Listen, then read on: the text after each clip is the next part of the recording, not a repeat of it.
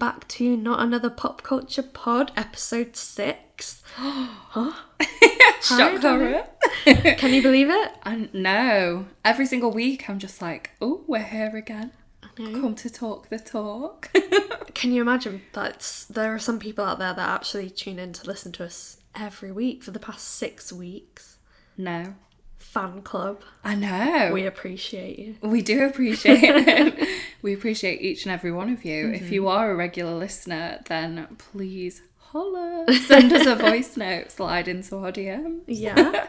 It's very exciting for us. So, Sian, what did you do at the weekend? Give us the goss. Oh, well, I went back to my hometown to see my parents, and if you remember last week, I said I was going to do this murder mystery thing called Clued Up. So I did that with my mum, a couple of my aunties, and one of my cousins, and it was super fun. So it was kind of like a murder mystery that you do yourself. So there were teams.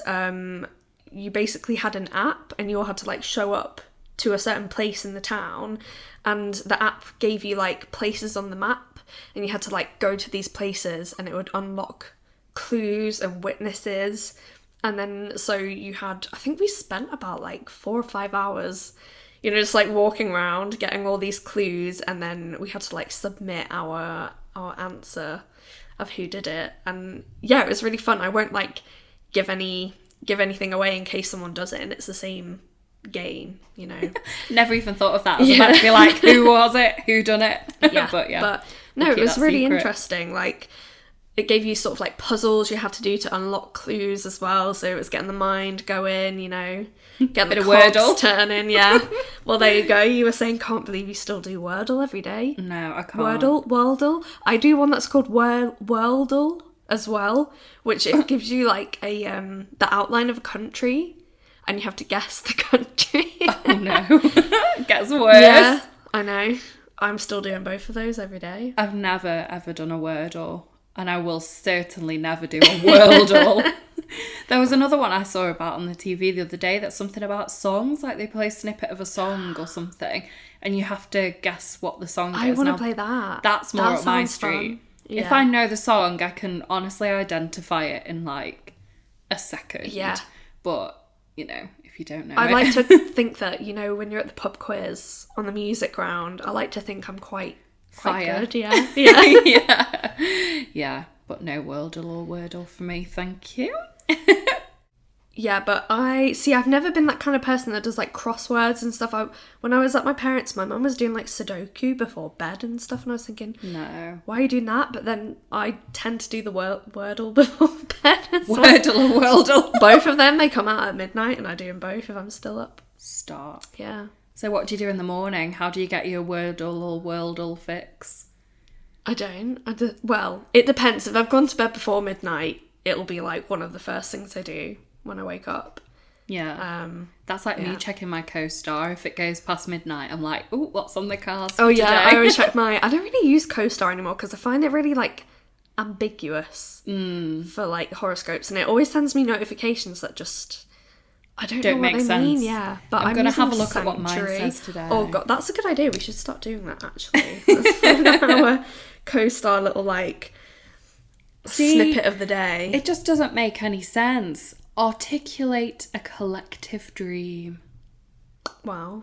I don't know what that that was like a Cheryl Hall, like love it. Mine is you cannot fix disasters alone, which is actually quite good advice for once from CoStar. Yeah, it's quite deep that, isn't it? Yeah.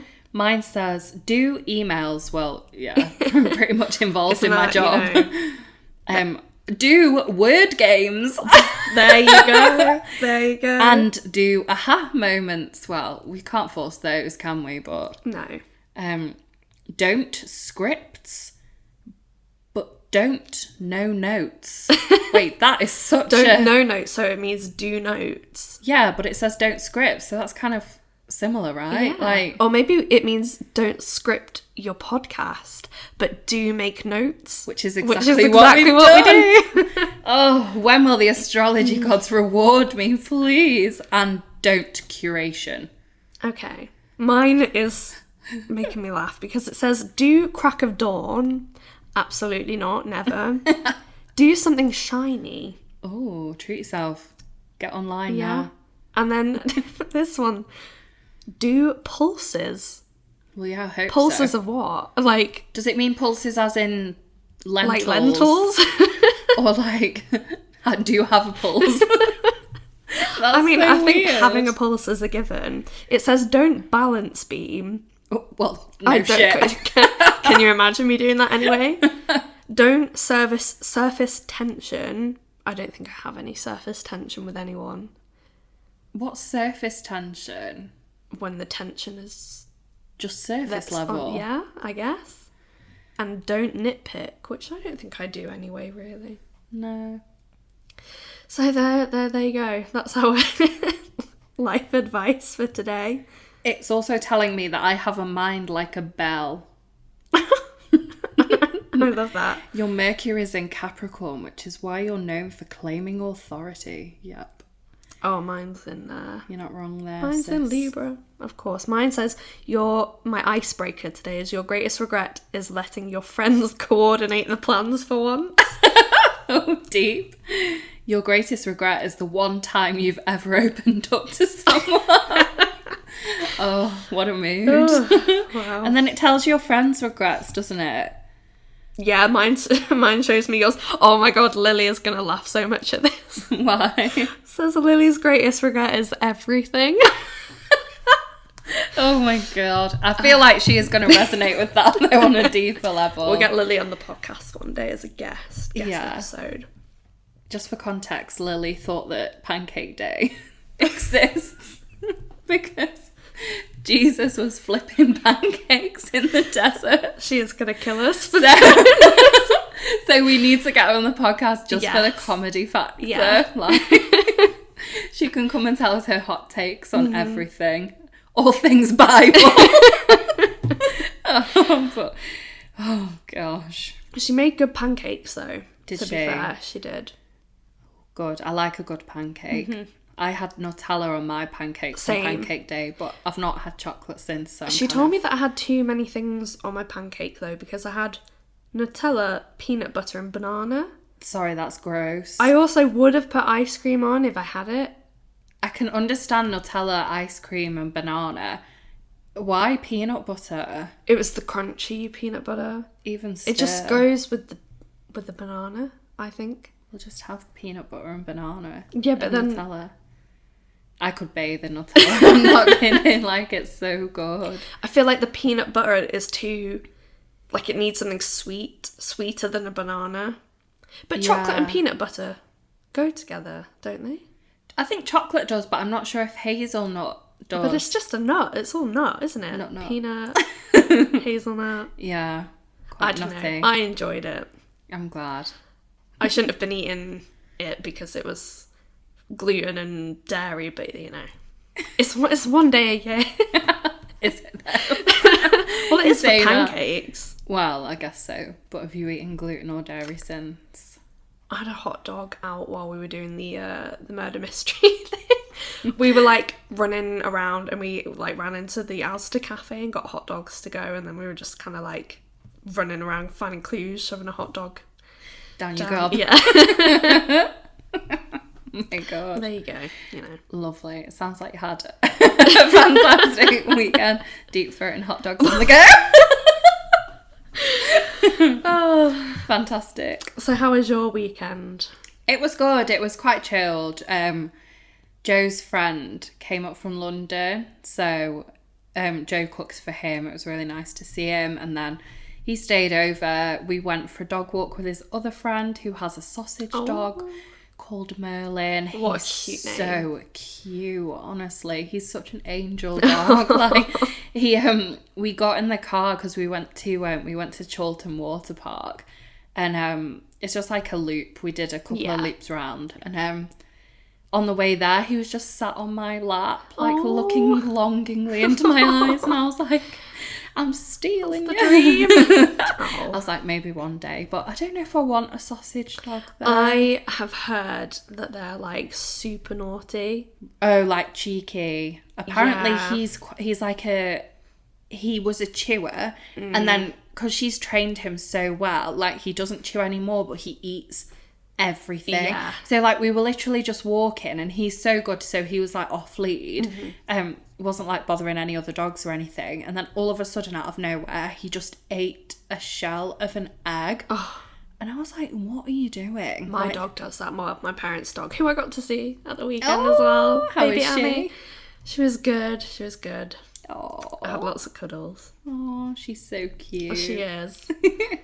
What breed is she again? Cocker Spaniel. Oh, A I little love Cocker orange Spaniel. Cocker Spaniel. So little cute. Ginge. Oliver. Little Ginge. Yeah. Oh, I love that. I was obviously on that dog walk on the Sunday whilst my parents took Sonny, my cat, to the vet, and apparently the vet fell in love with him, and I was just like, Oh, who wouldn't? that's my baby. She was like, he's so cute with his freckly nose, and I was like, oh. And then my mum sent me a picture, and I was literally like close to tears. Oh. Like, he's so cute. Animals are just so precious, aren't they? He's so naughty though. Like, my parents have had to get a child lock for my bedroom because he just wants to be in there all the time does he since miss I you? left. Oh. Yeah. I'm just like, no, stop. But Oh. he's so cute. Oh my god. I miss him. Oh. It's weird, like, not having an animal. Like, Yeah. we had Merlin here on Saturday night, so like Ellie and Merlin came round for like an hour or so, and I was a bit like apprehensive at first about having a dog because we're not allowed to keep pets in here.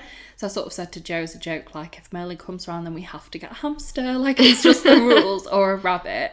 And but he was so good, like, so well behaved, and it just having an animal in the vicinity for a short amount of time was so nice. Yeah. It made me like really, really, really They're want a so pet. comforting. Like, I've had Annie like come in. Well, my parents have been up and like stayed in a hotel, and Annie's like stayed with me in the flat. And she's the first time she stayed, she was really like apprehensive. And I think I went out to dinner with my family, and my flatmate at the time looked after her, and I think she was just a bit like, oh, this is a new place, a new person.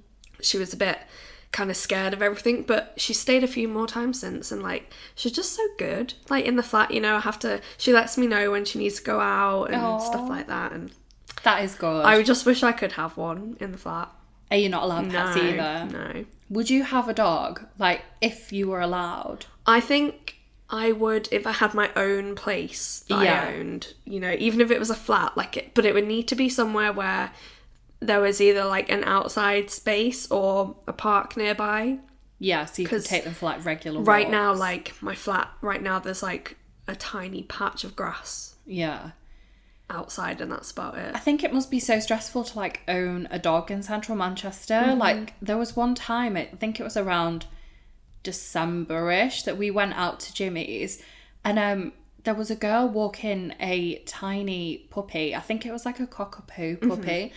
And oh my gosh, it was adorable. But like, you could tell she lived in central Manchester, and it just looked so stressful because people were stopping her every literal 2 steps to tell her that her dog was cute. I know. And you could like see it on her face that she was getting annoyed, but she didn't want to say anything. So she was like smiling at them, but you could see it in her eyes. And I wanted to like obviously stroke the dog so much, but I was like, I'm just going to leave you to it, because, you know, when you're drunk, I don't feel like you can tell people's body language as much, so you will go over to the dog and be like, oh, it's so cute, whereas I could just like tell she was like, I just want to go home. She was like, please, my dog's a little celebrity. It must be annoying though, because people generally tend to have that reaction to dogs, don't they? Yeah, I do. I have to rein it in. Yeah, same. There's been a couple of times that I've wanted to go over to somebody's dog, but like the person's looked a bit unfriendly, so I've just kind of allowed it and been like, okay, never mind, like, your dog's cute, but you're not. So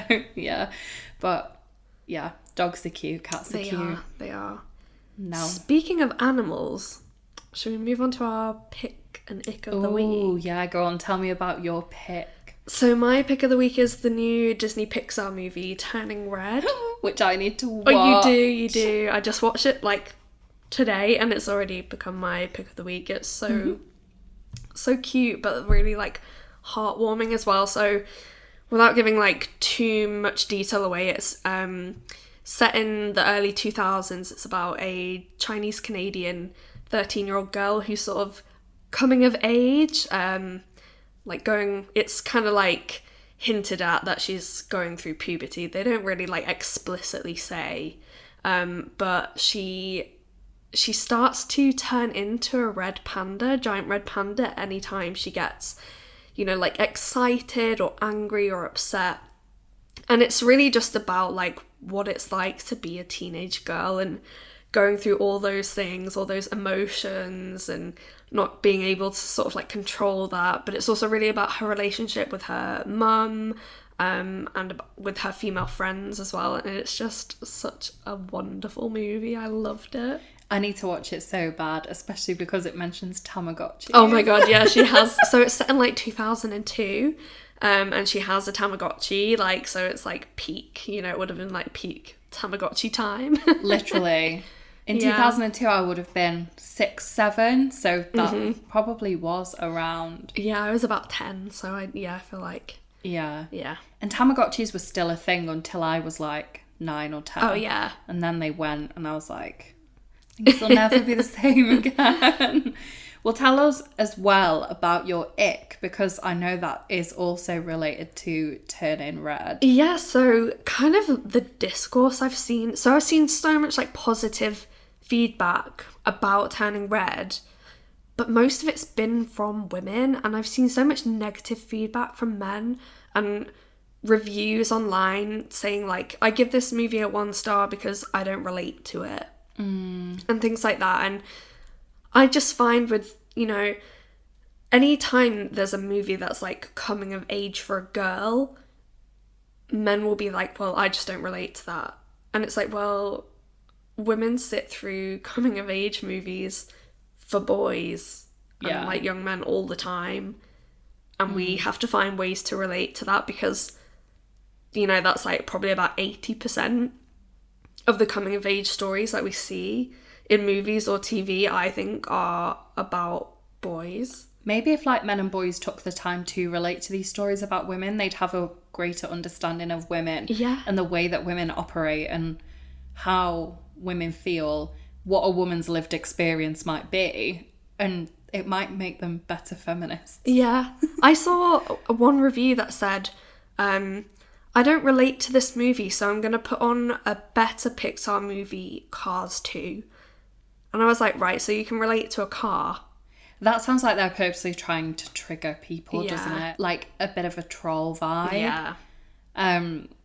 No, I'm not into that. I do need to watch it though. You do. Desperately. You do. Yes, on my to-watch list tonight is Killing Eve, but tomorrow I might have and you'll have to let me know when you've watched it. Yeah, I will do. I'll let you know like the second that I've finished it. Hopefully I don't find it like emotional though. Oh, I was. You were bawling. I was crying. I cried like about 5 times. There are things that weren't even like that sad in it, but I was just like, this is so relatable. Yeah. Oh. So what is your pick of the week this week? Oh my gosh. So I am so excited because by the time this... Wait, no. I was going to say by the time this podcast is released, I'll have gone, but I won't have. It'll be the morning of me going to see Pick and Mix from Drag Race. So I'm going to meet and greet Ella Vidae, Vanity Milan, Theresa May and River Medway, who made Pick and Mix. Oh, and their song, obviously, if you've watched it, was BDE, and I just can't wait. Like, our favourite saying from like 2018. Well, yeah, that's why I found it funny at first. I was like, oh my god, but yeah, I'm so excited. Like, I don't even know what the meet and greet involves. I guess probably like a half a minute of talking and then a photo, and then they'll be like, right, goodbye. But I think it's funny because you get like a bag of Pick and Mix as well. Oh, nice. You might get like first dibs on merchandise or whatever as well, but I am very excited because I think I booked it in like November, so it's been a long time coming. Yeah. But yeah, I'm buzzing. Can't wait. Sounds good. Yeah, get to meet my idol Ella today. If you're listening, Ella, I love you. Maybe one day. So on the reverse, what is your ick of the week? something I certainly won't be wearing when I go to see Pick and Mix, low-rise jeans. They seem to be making a comeback, and I'm not here for it. No, me neither. They should stay where they were. yeah, they need to stay on like Paris back Hilton in the 2004. noughties. Yeah, exactly. You know, they're very Urban Outfitters vibe, aren't they? And they look kind of all right on some people, but I think I'm speaking for most of the British like women population when I say like we just don't suit them. Do you know what? I think it's a very like Gen Z, however you want to say it, Zizzy thing. I was in a pub like a few weeks ago, and there were all these like girls that came in that were maybe like, they're probably like uni student age, you know, like maybe like 19 to like early 20s. They were dressed like so Y2K, like low-rise jeans, low-rise skirts and things that are like strappy halter tops and things like that. And I was like, I just think it's like really a generational thing. I don't think our generation would ever go back then. No, I think we're over it. Did you see Molly May wearing a necklace as a belly chain as well? No, I didn't. I'm glad I didn't. As a belly chain. I mean, how small is her stomach if she can do that? Exactly, this is what I mean. Like, I mean, it didn't look too bad. It looked quite cool, but... And I do remember the time where, like, body jewellery on holiday was, like, a big thing. But I just think, necklace. You know, like, the 2000s was so toxic for... you know, like weight for girls. Yeah, body image was like, and I just really bad. You know, it's all fine and well, like if Gen Z want to do Y2K fashion, good for them, but I just really hope that we don't put those like toxic ideas back into their head that they have to be like stick thin. Yeah, I was going to say, I remember reading magazines at that period of time and being like, how to get washboard abs, you know, how to make your stomach as flat to get washboard and you know, like wear the low-rise jeans if you, but like, you know, if you're naturally a size 16, don't be trying to get, you know, washboard abs because you're meant to look how you're meant to look. Exactly. Like how you look right now looks cute, so just leave it. Just allow it and wear stuff that you feel good in. Speaking of washboard abs and low-rise jeans, well, I just showed you that picture, didn't I, a couple minutes ago of...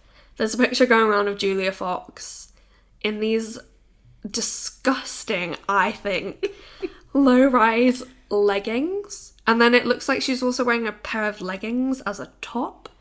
Yeah. They remind me of these, like... do you remember morph suits? Oh my gosh, yeah. It's like that kind of material. Look. I just hope that wetsuit material. Yeah, I just really hope that fashion doesn't come back. I might like retweet the photo from our Twitter account so people can see.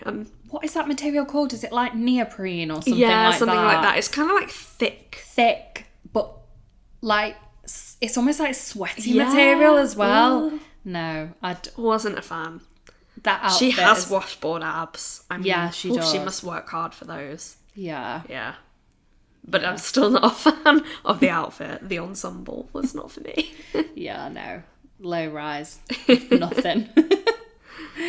Yeah, not for me. No. I just quite like, I saw a video the other day. I sent it to you, I think, saying like things I'd rather do than wear low-rise jeans. It was like leak my own nude. What else was it? There was one that you were like laughing at. Oh, I'm gonna have to like just jump into the chat quickly and find it. I feel like it was worth it. It was so funny. There's a lot of things that I would rather do. Possibly not leak my own nudes.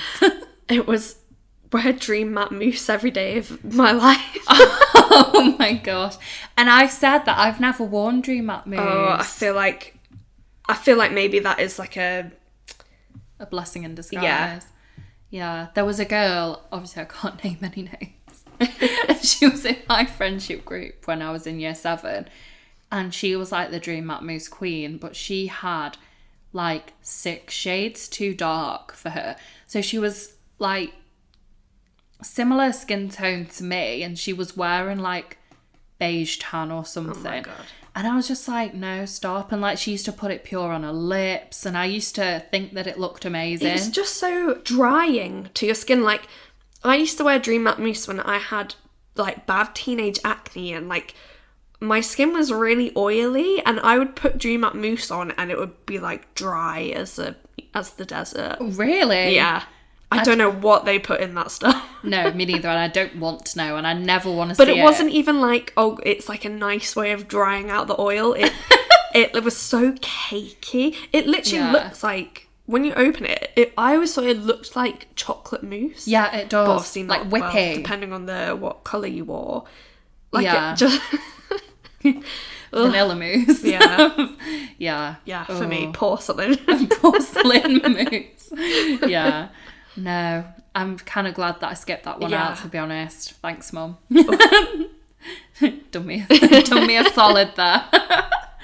But you were saying you wore like Bare Minerals, so I remember like Bare Minerals came out probably like a few years after I was probably still wearing Dream Matte Mousse, and like my mum was like, that's too expensive, we're not getting that. But even that was like, was it the powder one that you wore? Yeah, like powder foundation. What a concept. How strange is that? And then a funny story, so when I was doing my masters, I don't know if you remember, but there was like a period of time where I could not get a job, like for love nor money. And I was applying literally everywhere. And I went for a job at the Bare Minerals counter in Debenhams. Oh, yeah. And it was so funny because I was, at the time, like, had no experience with makeup at all, like, other than, like, on me. So we had to, I didn't realise this at the time, but the interview wasn't just me. It was, like, me and, like, 6 other girls. And they were all like fresh out of like beauty and college. And I was there like, yeah, I'm studying journalism. And they were all like, who is this girl and what is she doing here? But I remember we had to go and get somebody off the shop floor in Debenhams and give them like a full makeover.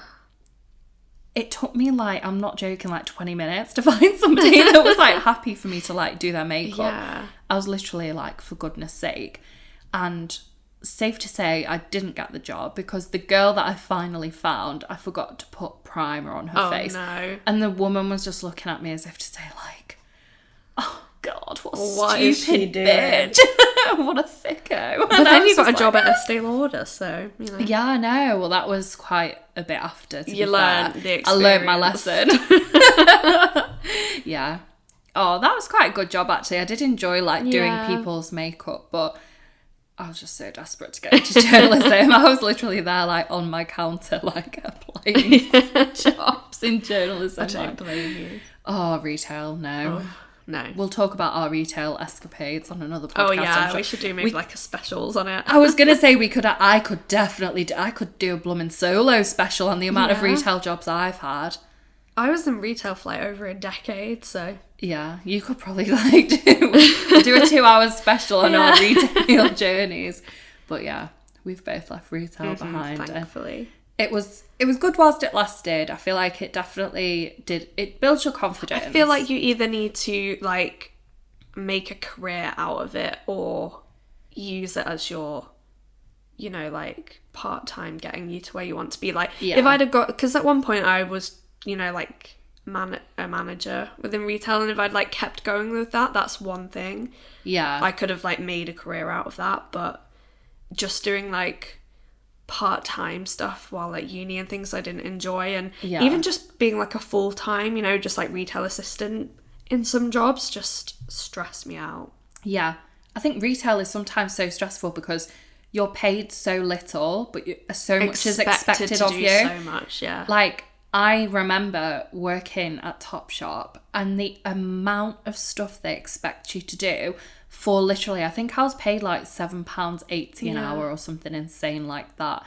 And it'd be like, do this, do that. Like, there'd be people radioing you constantly, and I'd be like, can I just catch a break, please? And like, if you were wearing something, you know, that wasn't to their taste or whatever, like, they'd fully like deke you out and just be like, what is she wearing? And it's I'd just horrible. be like, I'm literally just like, I'm working. Do you know what I Please, mean? like, yeah. I'm not on the Milan catwalk. Like, just leave me alone.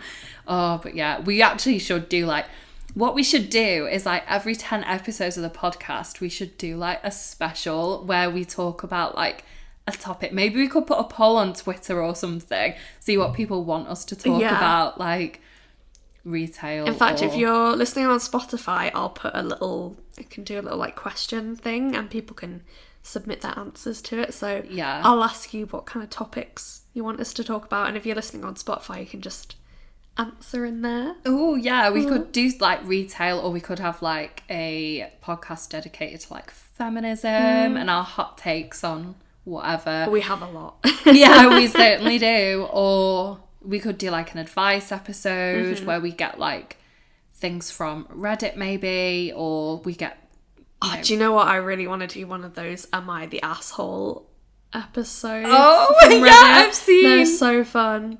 Yeah, oh my gosh. Well, we will do something like that. And every 10 episodes, or maybe even we're on 6 now, so we could do it every 5 episodes or something in the future. Like a special, because we are special. We are so special. Right, so we know we don't want to bring back low-rise jeans. Certainly not. No. But what do you actually quite miss from, like, the 2000s? Well, I don't know if you remember, but Tammy Girl in British Home Stores was my favourite store ever. So it wasn't in my town, it wasn't in a British Home Stores, it had its own shop, Etam, and then the whole upstairs was Tammy Girl. That's so cool. Like, I just can't even imagine that utopia. Sounds like heaven.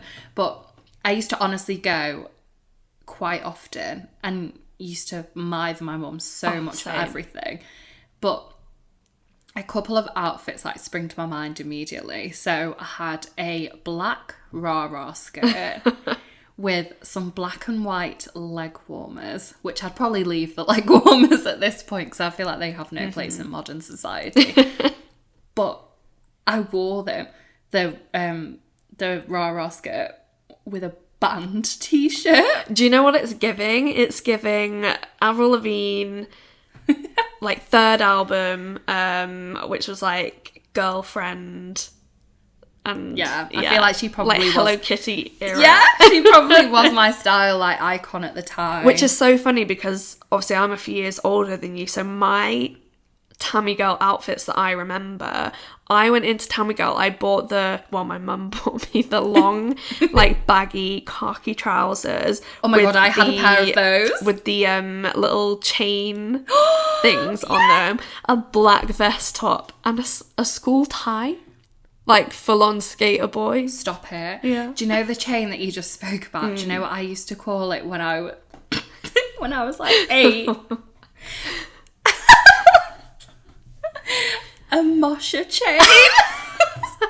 And to this day, like, if my parents like something that I wear as a joke, they'll call it Mosher. And I'm just like, stop. You'd probably never moshed in your life. Actually, I have. Thank you very much. I went to Sonisphere Festival when I was like 15, which is quite like rawr.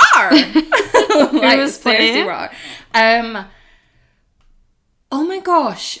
It's a band, they always wear masks on their face. Slipknot. Yes. I didn't even know. Like, seriously. I'm just trying to imagine 15-year-old you moshing to Slipknot. I just can't picture it. Oh my gosh. In your rah-rah skirt. No, on a serious note, right, I wore pink wellies and someone asked me why I was wearing pink. Were they hunters? Yeah, they were. You did not belong at that festival. No, I was wearing like denim shorts as well and an Urban Outfitters vest top that had like a leopard print cross on it. I didn't belong there. But who else played? I can't remember. Limp Bizkit. Who else did I see? All Time Low. Oh my god. I feel like there were more as well. Do you know what? I'm going to have a look at the lineup from back in the day. I think I went in 2011. Where was it? Down south somewhere. Bear with me. It used to be Nebworth. Oh, yeah. What year would it have been? I think I was 15, so would it have been 2011? I think it would have been. I'll know the lineup like when I see Yeah. it. And then I'm going to give you the whole tea. Can you imagine me at this festival though, Sean, like just now? Oh my God. 2011. I think I went to... No. Yeah, this was it, I think. Wait. Yes. Oh my God, right. I feel like you're going to be like low-key so jealous of some of these. Right. Obviously, I didn't see them all. And don't ask me who I went to see because I don't know. Metallica. Slayer. Megadeth. Anthrax. Biffy Clyro. I've seen Biffy. Weezer. I'm going to see Weezer. Oh, yeah. This year. Hopefully. Yumi at 6. Bad Religion. Slipknot. Limp Bizkit. Motorhead. All Time Low. This is such a random lineup. Sum 41. Oh, that's like one band that I've never seen that I really want to see. House of Pain. It's just so, like, there's, like, old school metal and then, like, random new metal and then a bit of pop punk thrown in there as well. Innit? Papa Roach.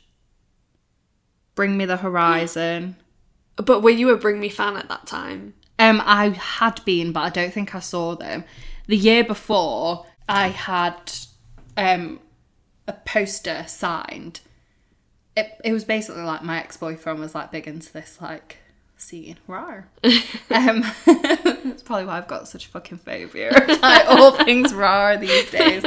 But he got me a poster signed from By Ollie. And I spoke to him on the phone. And it was obviously for like 20 seconds or something, but at the time I was like, oh my God, my life's made. But yeah, I was, it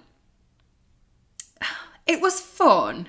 It was an experience. I'll give it was an experience. Not one that I'd like to relive at my age Here's now. me just reliving it all the time. Yeah, literally. Here's you actively spending your money on reliving this period of your life. But I could have fit in at the festival better in my rah-rah skirt and band t-shirt, though, to be fair. Like, that would have been more of a It would have been vibe. more appropriate for the festival, yeah. Exactly. But, you know, I was a girly girl. What can I say? I was going to say another outfit I just want to shout out is, I think in year 5, my friend had, I can't remember which friend it was, but my friend had a party and my mum got me a white halter neck dress. But it was like... not just white, it had like silver. Like sparkly, like, like running through it. I had one that was like a lilac. Oh, yeah. Vibes. I wore it to like a wedding evening party. Yeah, well, this dress defo could have like gone to a wedding, to be fair, but you know, I've always been a little bit extra. Yeah. So, you know, the year 5 party in some sort of like Labour club or something, like, just got dominated by me, like walking in, strutting my stuff. I just used to wear halter neck like all the time and handkerchief tops. Like, yeah, I never like like hardly wearing any clothes as a child. It's a bit concerning, actually. I would like when I was younger, if handkerchief tops would have been a thing for me, and my mum would have let me, because I think I would have probably been like when you were wearing handkerchief tops. I was wearing them like like late 90s. Yeah. Like, I know my mum wouldn't have let me wear them, but now my boobs are way too big for a handkerchief top. I think anyone over the age of like 16 should not. shouldn't be wearing one of them. I'd need like handkerchief 6 tops. I used to wear them with like pedal pushers. Oh, and then like, well, you always used to wear like either jelly shoes or those like platform like flip flops. And I always used to have like, you know, like the fake transfer tattoos on my arm. Yeah, badass. Yeah. Thought I was so cool. And I was at the time. And you were, for sure. Yeah. I'm trying to think of other outfits I had, like cargo pants were such a big thing. I had like cargo pants in multiple colours. Yeah. I used to love like a fitted ringer tee back in the day, you know, like nowadays they sell in Primark for like £6. Yeah. I had a fair few of those. I don't know. I feel like I was a massive, massive tomboy from about the middle of year 5. So from our white halter neck dress, we got the football shirt era, which... you know, I can't relate to her anymore.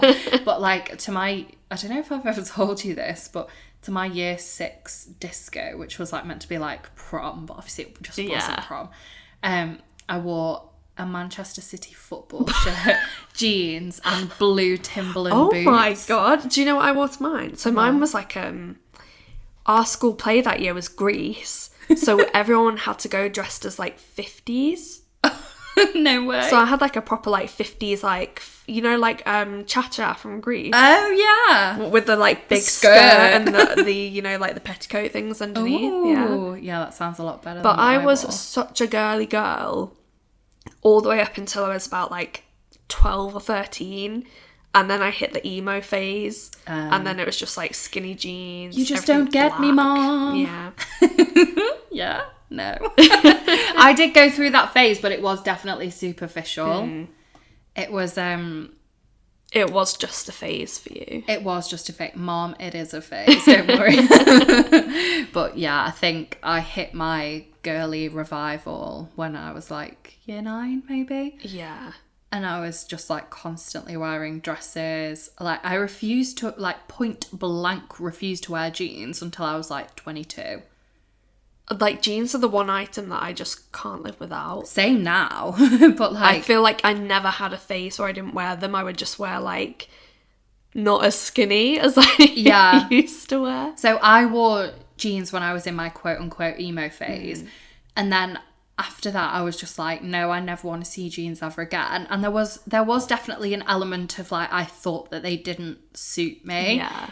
Like they definitely just looked so fine, but I was like convinced that I was too fat for them, which was just absolutely insane. But like, now I'm just like, I'm wearing the jeans for 15-year-old me, wearing the pattern jeans. I actually still wear skinny black jeans, so I can't say anything. Yeah, I've actually got a pair of skinny black Levi's jeans with a tag still on downstairs, because I'm waiting for skinny jeans to have a bit more of a like revival, because I feel like they kind of came and then they went, and now we're on a mom jean hype, aren't we? A bit more baggy, a bit more like cargo pants, but more structured. Yeah. Like I've got a pair of mom jeans that are like they're like a cross between skinny and mom, which I enjoy. Like they're nice and tight at the top, which I think look nice, but then on the ankle they're a bit more like tapered, but it called them a mom.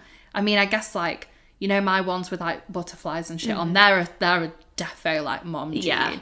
They are a little bit too big. Like Joe was like, why? We were in the park the other day and he was like, those jeans are way too big for you. And I was just like, it's the only size they had left. I just had to make it work. And he was like, you've got a belt on and the belt's like coming off. And I was like, shut up. Listen, ignore that. They look cool. Yes, I'm going to ignore him. When I sit down there, they do like gape. Do they like gape? Yeah, about like 6 inches off the back. Fit like a loaf of bread down. Literally. Just go shopping with me, because I'm literally a bag and a person all in one. But yeah, I could talk all day about like trends from the noughties. Like trends full stop, to be honest. I feel like fashion is a fun thing to talk about. It is, yeah. But alas, we have to move on to other things. I want to talk about the fact that my queen, Dolly Parton, has not only released a book, but it's actually really, really good. Like, it's co-written with James Patterson. Yeah, I was going to say, he's like the crime writer, right? Yeah, thriller writer. Yeah. But I'm not even joking. This book is so, so, so good. Like, there is drama at every twist and turn. So is it a thriller? I don't know how to, like, genre it, if you even can. It's got romance. It's got thrillery things. It's got a bit of, like, well, a lot of drama. A lot of, like, beef. I don't know how to kind of summarise the plot without giving too much away, but it's about this... It gave me... Did you ever watch Megan McKenna's, like, country music? Oh, I saw a bit of that, yeah. Like, the series about her, like, making it big. It gave me that vibe, but, Well, like, in a book. I don't... You've probably never watched it, because you don't do TV, but I watched Nashville, like, the whole... I think there was, like, 4 or 5 seasons of Nashville. Really? Yeah, No, which is I've all not about, seen. like, country music Really? industry. Yeah. I guess think of that type of vibe, but in a book, about a really likeable main character and, like, really, really likeable side characters, but a lot of twists and turns. Like, oh, I was really into and there's an album that goes with it too. No way. Yeah, and it's actually really good. Like, I need if to you get on like that. country music, you know, if you're a bit of a guilty pleasure, you know, I do quite like a bit of country music. Yeah, I don't like. It wouldn't be like my first choice, but when I heard this album, I was just like, I just have like a couple of people like I'm a bit obsessed with Casey Musgraves. Like she's not even a guilty pleasure because it's just not a pleasure. guilty. You are not guilty of having this pleasure. Yeah. But I think it is definitely a book that I would recommend. It was a 5-star from me, and I think I saw on Amazon that it said like book 1 of 2, so I wonder whether there's a sequel. Exciting. We'll have to see. Yeah. It definitely was left like open-ended, so I'm happy about that. I'll have to give it to you because I've obviously got it. So I know, you've just given me 2 books to read. I'll be yes, you'll be very busy burning through them. Oh, you need to read that Block, Delete, Move On. It's yes, I feel like I do. That's your priority book. Well, so I feel like I've had a quiet week on the the Netflix and whatnot. You know, normally I'm like blazing through about 5 series. No, I'm exaggerating. But apart from... Are you?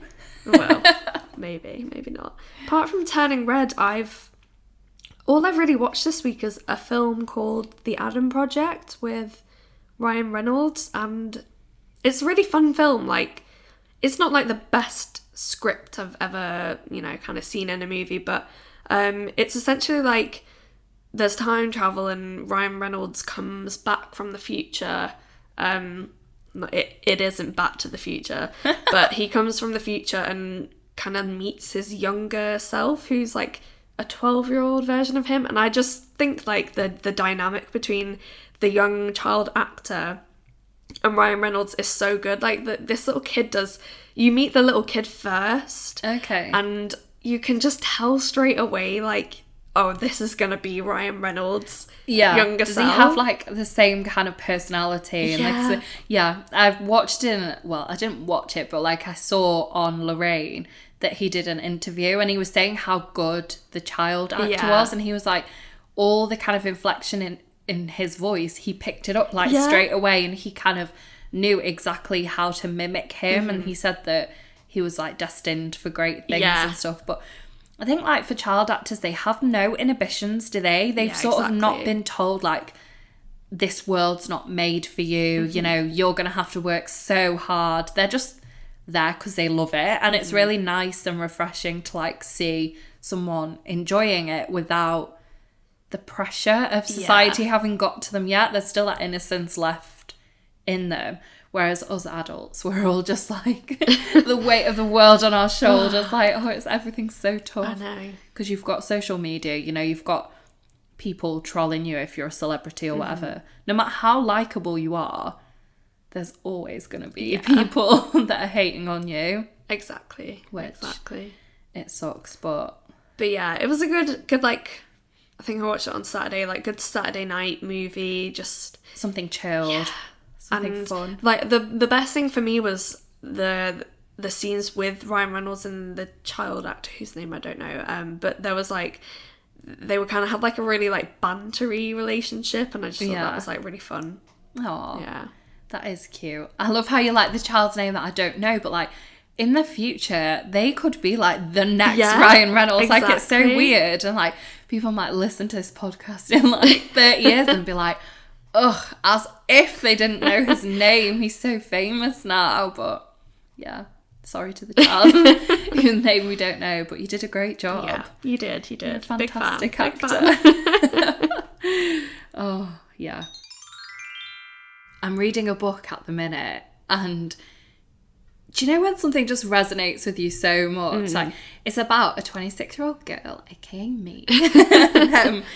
And she has been an intern at this magazine, unpaid, for 2 years, which sounds like a slog. Like, I don't know how she's hanging on in there, but she's essentially holding on to the hope that her boss will get promoted and hire her properly. Right.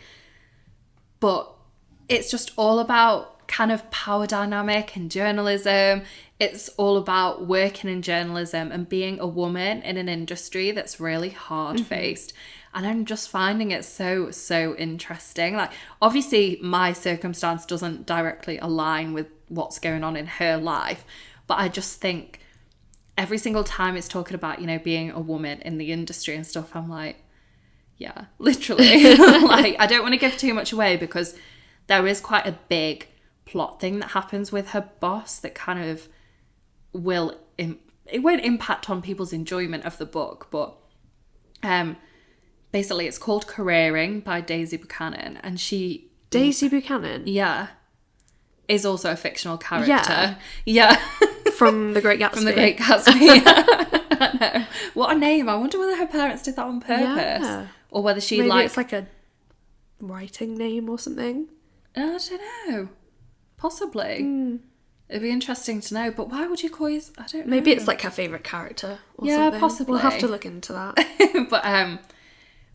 But she wrote a book called Insatiable, which was so good. What's it about? It's about, like, I don't know how to say it other than a lot of sex.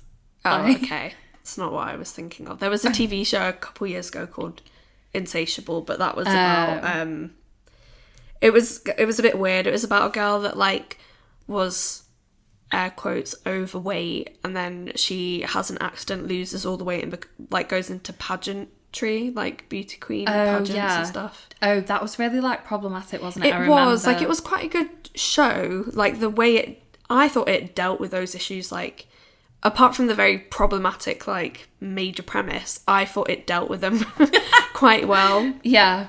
Because, like, it was basically saying, like, the character, she thought, like, okay, I'm going to lose all this weight and people will start to like me. And the kind of, the way it ended was, like, no, people don't like you because you're a bad person, not because you're bigger. Yeah. Yeah, that is such a thing people think, though, isn't it? Like, if I lose weight, I'll be happier. And it's just like, if you want to lose weight to be healthier, or, you know, because you want to achieve a certain goal with your body or whatever, then that's fair. But don't lose weight because you think you're going to become more popular. Like, if you're a dick, you're a dick. Whether you're, you know, like, thin or whatever. Yeah. Like, no. But, wait, I've forgotten, like, what kind of... Wait, we were talking about Insatiable, the book. Oh, yes, okay. So she wrote Insatiable, and it was about, again, a millennial woman living in London. She wasn't very wealthy, and I think that's, like, the premise of this book as well. Like, this girl is obviously very working class. She's from a working class background, and that's obviously... I don't know whether she's speaking on her actual life experiences here, but... in Insatiable, this girl goes out and has, like, really strange sexual experiences with, like, different types of people. So she's kind of going to, like, sex parties and, you know, just basically living her life. And, like, I think it was almost a look into how owning your own sexuality is really empowering. It's nothing to be frowned upon. And this is what Careering is looking into as well. This girl's writing articles about shocking, in air quotes, experiences she's had sexually that are really resonating with her readers, but old school feminists are finding it a bit like, oh, how is she speaking about this sort of thing? But it's what we're used to. It's what our generation is used to. Like, if someone writes about their own experiences, we're like, yes, talk about it, because, you know, we might have had a similar experience and it might make us feel less weird or definitely. Less alone, or, you know, whatever. If people are speaking about sexuality, being sexual, all things to do with sex, the more material there is out there, the more educated we can become as a whole. Taboo it is. Exactly. And obviously not everybody's going to pick up this book, but it might make people think, like, I'm going to start that blog and write about, you know, my experiences, because there's an infinite amount of space on the internet, isn't there? Oh, there is. And that's, the girl in the book has her own blog, and that's kind of how her manager saw that she'd written what she'd written and wanted something similar to that. So you just never know what might happen. I mean, I'm about halfway through now, And it's one of those books that you're like pissed off that you have to work. I'm like, I just want to read this. Just leave me alone. I don't want to do another article. I know. But yeah, I'm absolutely I'm like, I'll have to get your like updated verdict next week. I know. I feel like it's going to be a 5-star. It'd have to do something really bad at this stage. Like it would have to suddenly go into like pure misogyny for me to be like, it's not for me. But yeah, love it. Another thing I loved as well, I didn't actually watch the BAFTAs, but I saw obviously all the goss that came out of it. And how cute are Millie Bobby Brown and Jake Bon Jovi? Well, so this is so funny because like I had no idea who this boy was. Bobby Brown's red carpet official with this person, but Jake Bon Jovi. Yeah, but so we were just saying before, like, so it's Bon Jovi, like Bongiovi, like an Italian name. And my first thought was, haha, like John Bon Jovi, but that's spelled differently. But we looked into it, and no, I've just found out today that Bon Jovi, John Bon Jovi, like his actual name is Bon Jovi with a G. Italian spelled spelling. like his son. Yes, and that with a J is just a stage name, so you learn something new every day. You do. Every day is a school day. Yeah. But they did look seriously cute. How old is she? Is she like 19 or something? She's very young, isn't she? Is she even younger than that, maybe? But they looked happy. Yeah. Which is all that matters, isn't it? And I don't really know an awful lot about Millie Bobby Brown, to be honest. No, I feel like she's such a generation behind this. Yeah, in her. I feel like it's... I feel every time that I like see her on Stranger Things, I'm like, she seems really cool, but I don't know, she's so young. Yeah. I've I've seen some like videos of her on like I think they're like TikToks that I've seen, and to be honest, she seems like she would get on my nerves. Really? Yeah, but maybe I'm just old and, you know. She's very full of energy. She's very... she's like a ray of sunshine, isn't she? I've seen some interviews with like the Stranger Things cast though, where I think I saw one where you know, they were interviewing like all the like kid actors from it, and the interviewer like asked, you know, Sadie Sink, I forget what her character's called, she's got the long red hair. Oh yes. They asked her a question, and then Millie Bobby Brown just like cut her off. Like, and you could see Sadie Sink was just getting annoyed, and then one of the boys like said, "Well, like, Sadie, do you want to answer that question?" Really? So I don't know. They must know like what she's like, Yeah. then, mustn't they? I'm just gonna do a star sign check. But speaking of Stranger Things, while you do that, it must be coming back soon. Yes, I think it is. Yeah. And I'm very excited. She is 18 and she is an Aquarius. Oh. Interesting. Very interesting, actually. Yeah, she gives me more like fire sign energy, but... Do you think... I think, like... You said about her being irritating. I would probably agree. She's too... Aquarians irritating. She's too irritating to be a fire sign. Like, I think fire signs are opinionated and they're gobby and they're... But I don't find them... But us irritating. air signs, we can be irritating AF. Yeah. All air signs are irritating, especially Libra. Don't say that. But yeah, I'm gonna look now. I've got my phone in my hand. Stranger Things. Is it season 4? Oh my gosh, I think feel like it at this point it should be about season 6 because they leave it so long in between. But yeah, I think it's only season 4. Okay, so. Oh, right. This is such a tease by Netflix. So, it's being released in 2 volumes. Number 1 is coming on May 27th. Right. And then so long the away. second is coming 5 weeks later on July the 1st. Oh, that's annoying. What, I wonder why they've done that. So, I wonder how many episodes. They make us wait about 5 years as it is. This is so weird. I can't even remember how the last one ended. Was it with... They were in the mall, weren't they? Was it that one? And then the Hop brother died? Yeah, but right at the end, was this the season where Hopper was like... Didn't he get kidnapped? Yeah, and he's in the big... By the Russians or something. Oh my god. Yeah. But the hot guy died. Do you know the one? The rar guy. The blonde one. With the like long hair. Sadie Sink's brother. Yeah. I thought he was quite rar. Oh, I mean, in like 80s terms, maybe he was. In my terms, he definitely was. I want to say his name was Billy or something. I'm Googling it. All the mums fancied him. He worked at the pool, didn't he? Billy Hargrove. Yeah. Played by... Is that name pronounced Dacre? I thought that. He's like D-A-C-R-E. Australian or something. Dacre Montgomery. Oh, he's a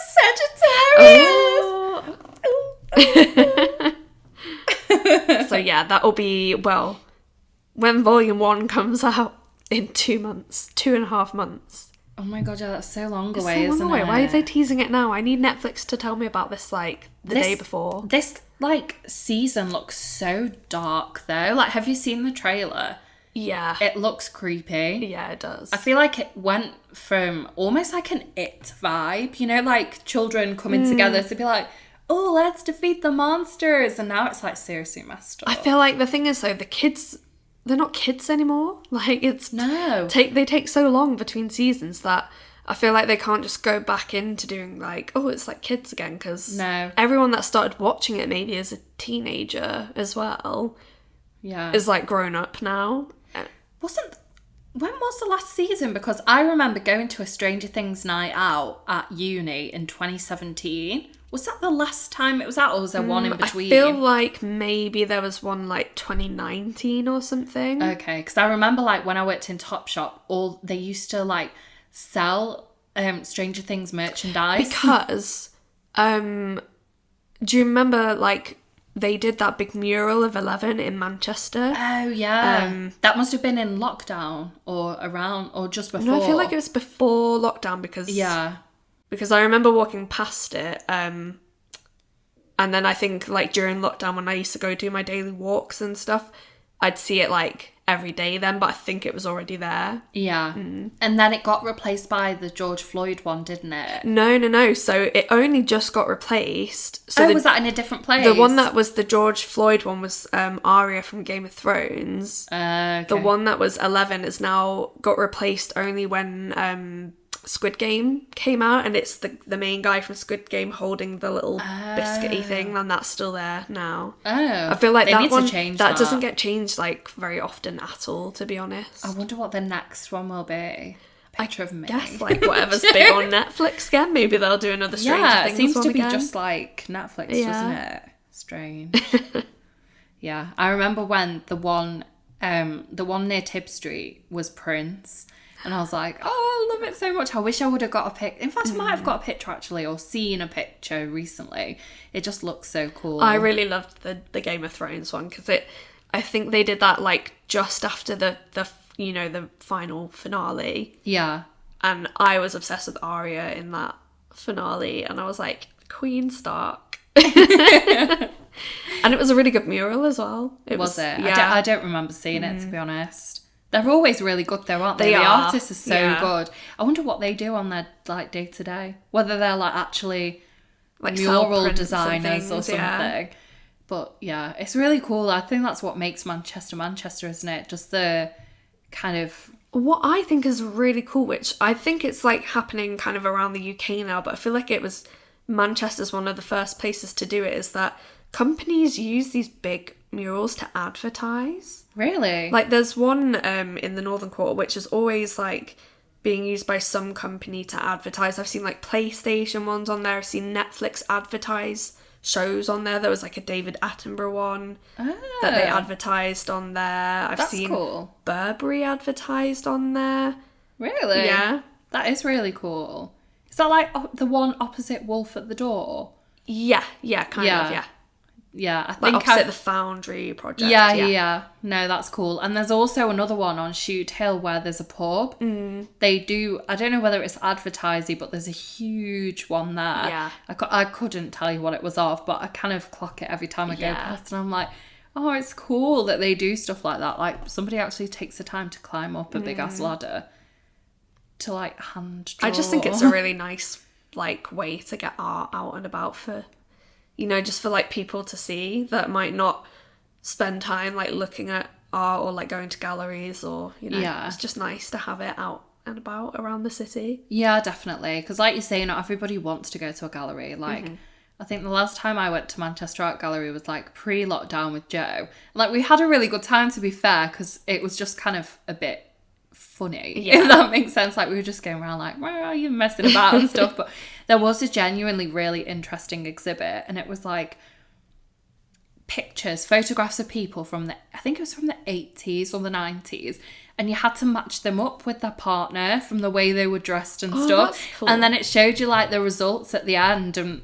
we got them all wrong. Like, because you were automatically matching people, you know, that were a bit edgy with somebody who was also a bit edgy, and they were just with somebody completely random. And I find stuff like that so cool, because it's immersive, isn't it? I haven't been to a gallery for ages. I think the last exhibition I went to was a photography one, and it was I don't know if you remember, it was in the Central Library, and it was all like the music of Manchester. Yes, I went to that too. Yeah, it was called There Is a Light That Never Goes Out, obviously. It was really, really cool. Yeah.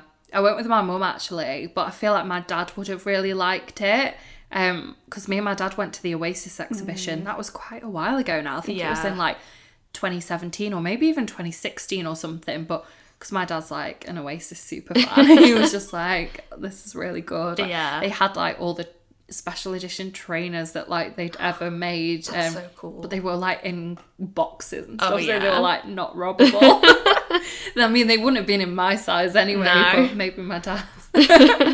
But yeah, I do like a good exhibition. Yeah, I do as well. And they can be fun, can't they? Yeah, definitely. I wonder whether there's like anything decent coming in Manchester, like after, you know, like the pandemic. Because I guess like we've been in a bit of a pandemic bubble, haven't we?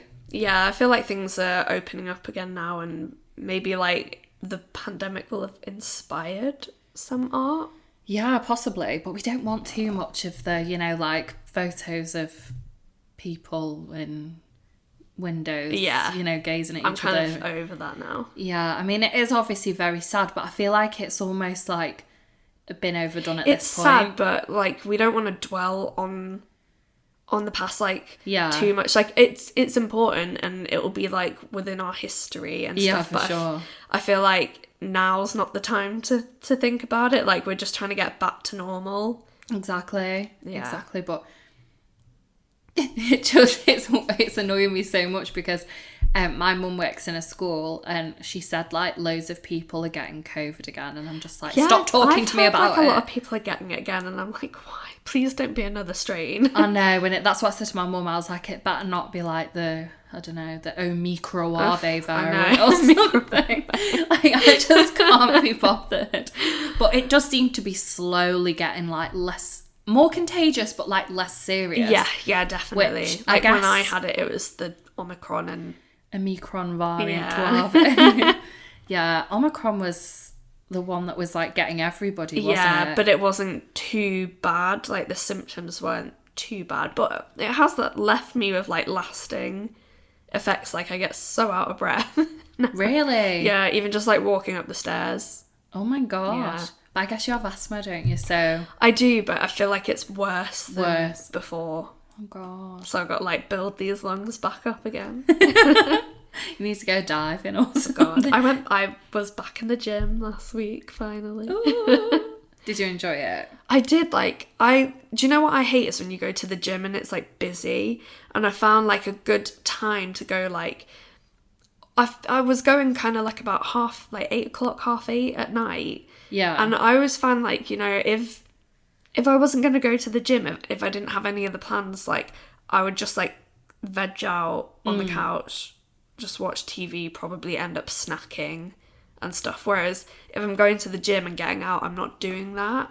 Yeah, because you feel like you have something to do, so you can't allow your body to get into that sort of chilled out state. Like you're almost like in overdrive because you know you have to go out, you know you have to walk to the gym, like, so you can't be sat there watching too much TV. Exactly. I think it's just a more it's just like a healthier, more productive way to spend. Like, I do think that you should take time out to relax and stuff, definitely. Yeah, for sure. But I think especially because I've been just work from home like all the time. Yeah, you I'm want not to really do getting more out stuff. in the day. I just need that, like, I feel like I don't get tired now, you know, when I work from home. Yeah.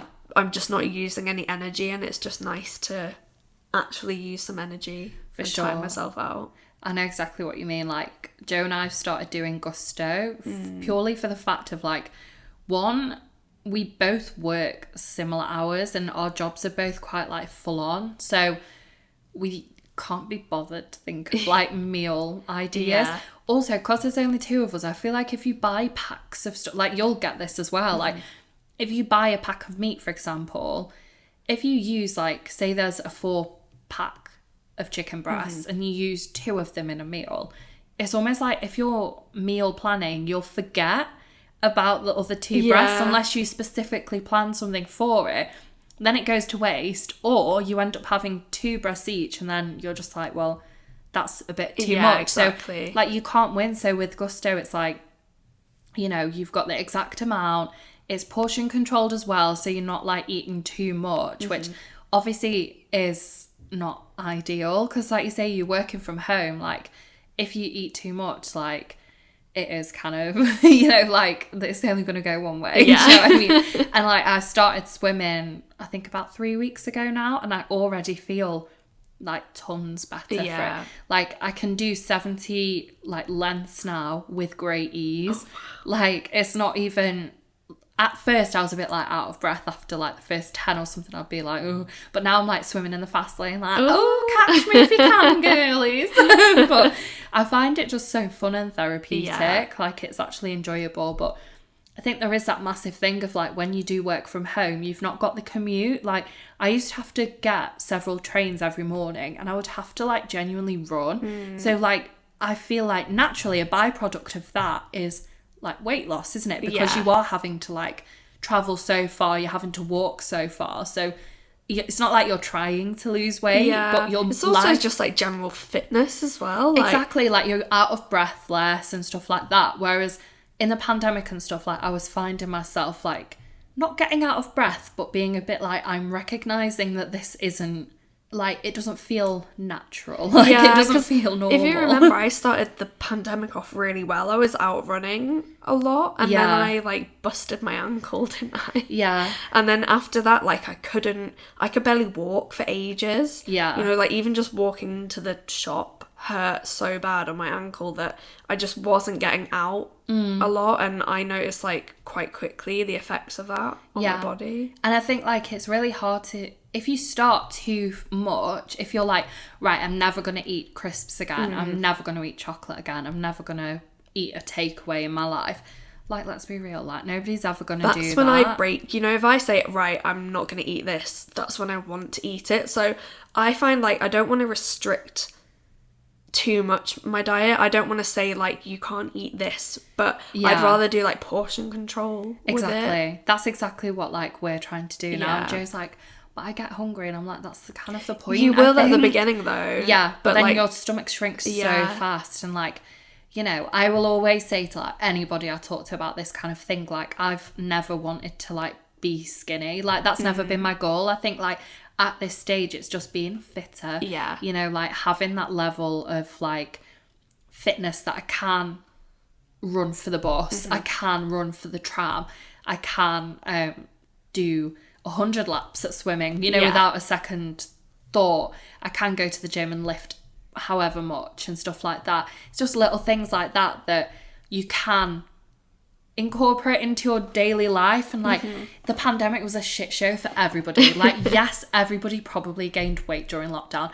If the worst thing that happened to you during lockdown was you gaining weight and you feel a bit crap about yourself, like, please... It's not the end of the world. It's not the end of the world. Like, You've got time to change it. Exactly. Like, I had to give my head a massive wobble because I was like, oh, you know, blah, blah, like, I don't, like, fit into this dress anymore or whatever. And I was like, do you know what? Like, you were fine during the pandemic, touch wood. Like, you know, so many people genuinely lost their lives, and But you see all the stuff on social media, don't you, of like, oh, this was me in the pandemic. I was so fat. Look at me now. I'm so skinny.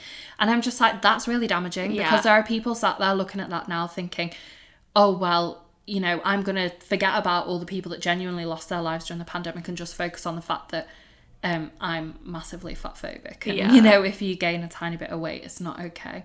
Like, it's fine. It's fine. It's literally fine. No matter, like, how you look, as long as you're happy, then who gives a damn? Just carry yourself with confidence. That's what I've always found. Like, if you do something with enough conviction, you'll always get what you want. I genuinely think that's true. Like, I remember a really bad example of this is I remember at 16 strutting into a bar like I owned the place, and the guy didn't even ask me for ID. I get ID'd now. Like, do you know what I mean?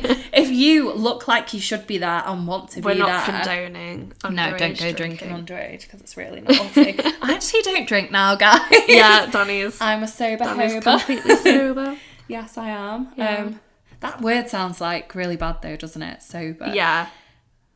Like teetotal. teetotal, like. But even that sounds a bit strange. I just don't participate in the consumption of alcohol. But that's a bit long. We'll get there one day. Yeah. But yeah, just be happy, be free. Oh, and on that, Burn the bra. Or yes, not. do that.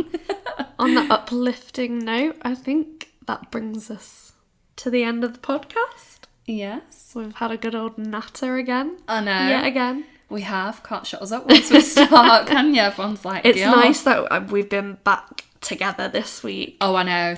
TFGM haven't like done the dirty on us this week. Yeah. But yeah, it is nicer to do it. I think it was good over Zoom, and it's good that we have that technology to do that. But it's so much better when we're together. Yeah, definitely. But yeah, it's been a pleasure as always. Yes.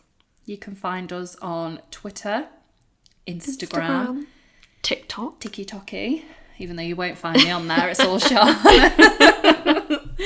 But yeah, we hope that you will listen to our next episode, and we'll speak to you soon. Bye.